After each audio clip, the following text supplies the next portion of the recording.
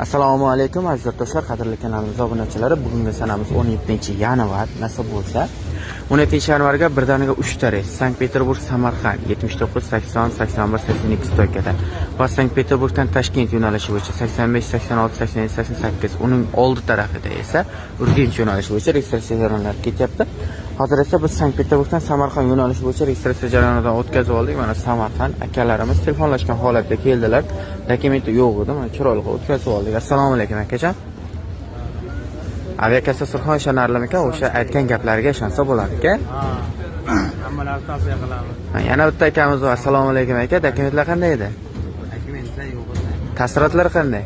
Tasdiqlar bo'ladi. Hech kimga hech qanday ilishni summa bermadingizmi? O'zlari kutib olib, o'zlari kuzatishyapti. Aziz do'stlar, telefonlashgan holatda, ogohlantirgan holatda, holatingizni tushuntirib kelsalaringiz, biz narsa bo'lsa qo'ldan kelgancha chiroyli qilib o'tkazib qo'yishga harakat qilamiz. Tanlovda adashmang, Aviakassa Surxon.